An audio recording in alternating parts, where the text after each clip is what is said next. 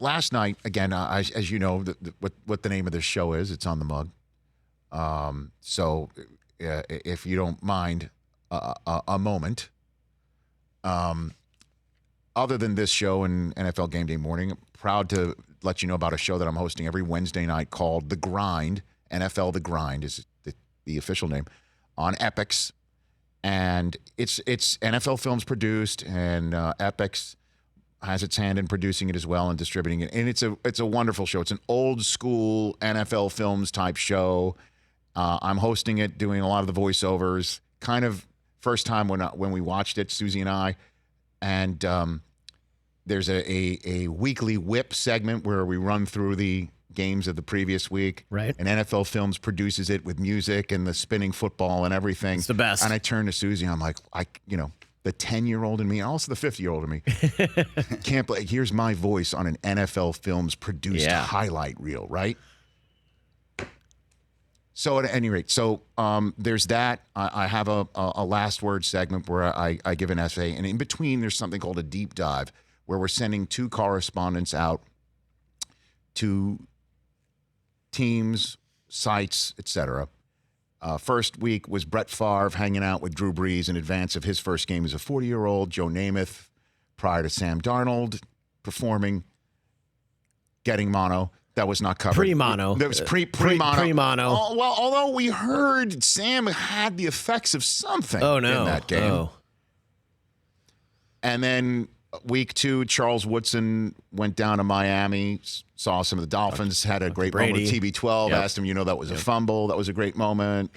Jerome Bettis went back to Pittsburgh right before Ben got the arm injury. Just want to say, there is no curse, all right? Just because one guy got mono after being featured and one guy suffered a season-ending injury to his throwing arm. Right, Brady's Wolverine, so you can't really hurt him. This week, everybody's fine. Okay, good. The 2 players that were kind of featured, even though when we send somebody there, we see a whole bunch of players there. Devontae Adams got a visit from Chad Johnson. As a matter of fact, Devontae Adams, I had no idea when he was on the show last week he was about to have a kid. Devontae Adams? Yes, Devontae Adams did not. He was supposed to sit down with Chad for the grind, but couldn't because he was in the delivery room.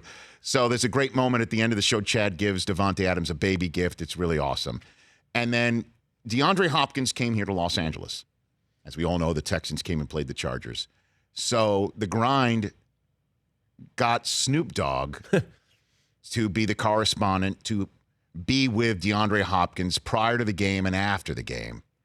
And prior to the game, they got a limousine bus, a bus limo, and drove around Long Beach and just let Snoop do his thing, which is go man-to-man with DeAndre Hopkins and look into his soul and just have a very soulful, deep chat with him.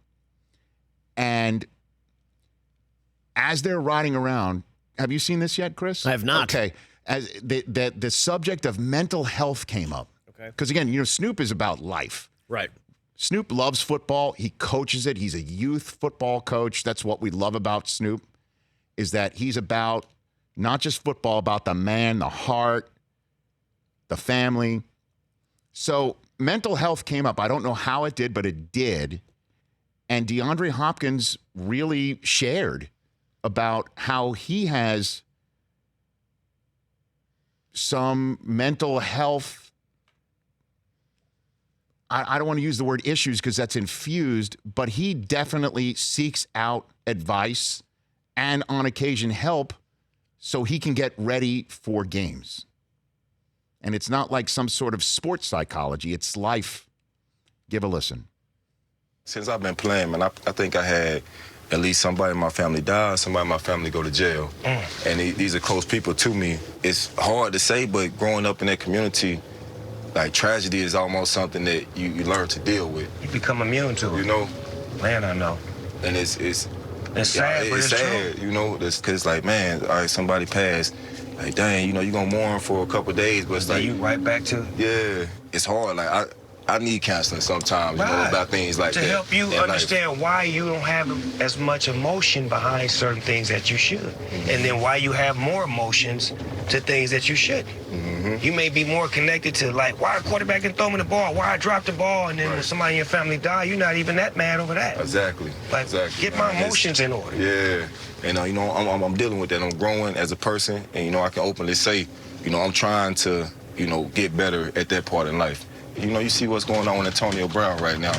You know, that's our fellow brother. Man, we love Antonio. We love him to death. Exactly. It's still more than football. It is. You know, and it's on us to come be in there for him and to love get him. his back and to support him and to try to get him some help because he don't see what we see.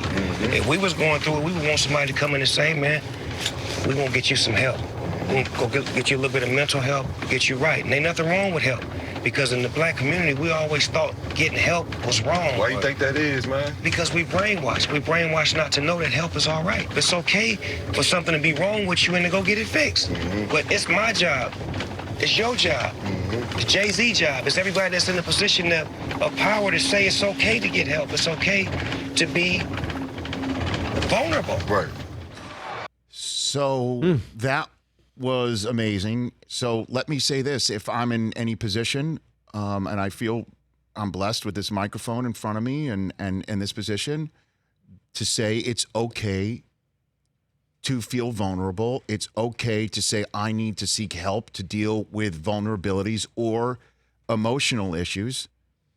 I mean, you heard DeAndre Hopkins agree with Snoop when he says that your emotions can be about not getting the football, overreacting on that front while underreacting on something that does merit that type of emotional reaction. And it made me wonder, how often does that happen in the National Football League or in sports in general? And how many aren't as aware as DeAndre Hopkins to recognize it and address it? And is Antonio Brown one of those guys? Because Snoop certainly thinks that's the case, and DeAndre Hopkins certainly appears to think that's the case. And the question is, who in Antonio Brown's circle, certainly with him going on another tweet storm today, is that person? Is he seeking help? Because it does appear that he needs it. Is he seeking the counseling that he needs? And this is not something that's a laughing matter.